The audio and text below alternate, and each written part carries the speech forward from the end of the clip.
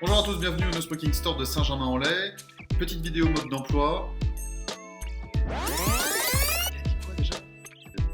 Le claireau, le carte, et je mets le liquide pas au milieu. Non, c'est au milieu. La batterie, ça clique 5 fois, j'appuie. Enfin bref, vous êtes complètement perdu. Vous ne comprenez plus comment on se sert de la cigarette électronique. Ça tombe bien, on a tout ce qu'il faut ici. On va commencer tout de suite les explications par la batterie.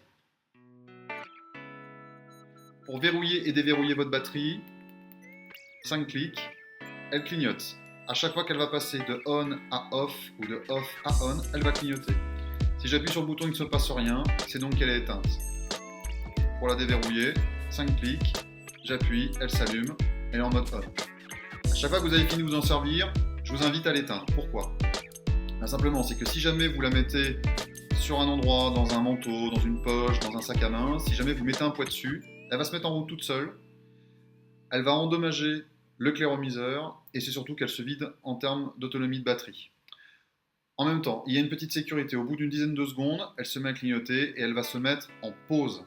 Alors je dis pause parce qu'elle ne s'est pas verrouillée, c'est-à-dire que vous enlevez la pression qui est dessus et vous rappuyez, et bien c'est reparti pour un cycle d'une dizaine de secondes. Donc le plus simple, quand vous avez fini de vous en servir, le réflexe, 5 clics, elle clignote, elle est verrouillée. C'est elle qui va vous le dire. Quand vous allez vaper, en appuyant sur le bouton, si elle se met à clignoter plusieurs fois, elle vous indique qu'elle est quasiment vide. À ce moment-là, vous avez un câble qui vous a été fourni avec votre kit, avec un embout USB. Vous allez simplement visser la batterie sur le pas de vis prévu à cet effet.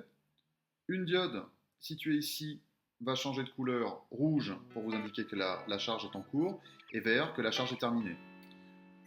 Système USB, donc ordinateur, directement ou dans la voiture par exemple, sur un adaptateur pour l'allumer au cigare. Et puis dans certains kits, il vous est livré avec un adaptateur secteur. Il suffit de coupler les deux ensemble. L'avantage, c'est qu'avec ce système, vous allez avoir une charge qui va être beaucoup plus rapide. Le clairomiseur se couple de cette manière sur la batterie. Pour remplir votre clairomiseur, vous enlevez la partie du haut qu'on appelle le drip tip. Alors attention, ne pas perdre cette partie, le petit joint plastique qui est là, parce qu'il va vous causer des problèmes de fuite. Pour remplir votre clairomiseur, vous allez mettre du liquide, tout sauf au centre. Beaucoup de gens veulent mettre du liquide au centre, alors surtout pas, parce que c'est de là que la vapeur va sortir. Quand vous avez mis du liquide à l'intérieur, voilà, c'est un joli petit bruit, et on voit la vapeur qui sort de là. Donc on ne met pas là, mais on va mettre tout autour. Donc il y a un système aiguille sur la plupart des bouteilles. Et il suffit de faire couler à l'intérieur tout simplement. Donc là je l'ai déjà fait. Je remets le drip tip. Je visse, et dès que ça force, j'arrête. Sinon, si je force, je vais le casser. Et là, vous allez attendre la première fois entre 3 et 5 minutes. Ce qui est très important, c'est que les mèches qui sont de part et d'autre soient bien imbibées pour bien amener le liquide jusqu'à la résistance. Au bout de ces 3 à 5 minutes, il va vous suffire simplement d'appuyer sur le bouton pour pouvoir vaper.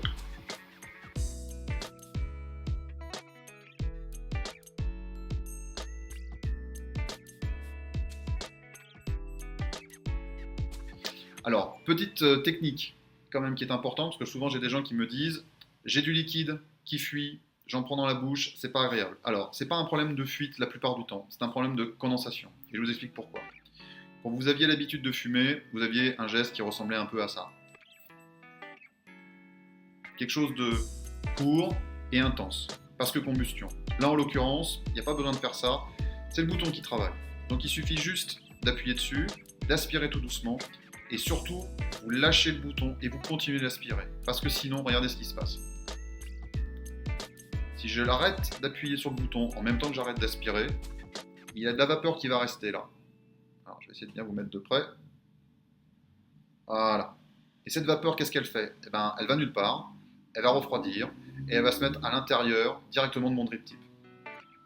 Donc de temps en temps, le drip tip, vous le nettoyez avec un petit coton-tige, par exemple. Et quand vous allez prendre l'habitude de vaper, ben, tout simplement,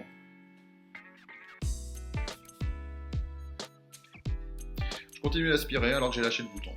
Et au final, eh ben, j'ai plus de vapeur, parce que j'ai tout pris. Donc le plus simple à chaque fois, vous lâchez le bouton, et vous continuez à aspirer. Voilà, on a fait le tour. Merci pour votre attention. J'espère que ce mode d'emploi vous sera utile. Je reste bien entendu à votre disposition au magasin situé 7 rue André Bonenfant à Saint-Germain-en-Laye. Le No Smoking Store est ouvert du mardi au samedi, de 10h à 13h30 et de 14h30 à 19h. D'ici là, bonne vape!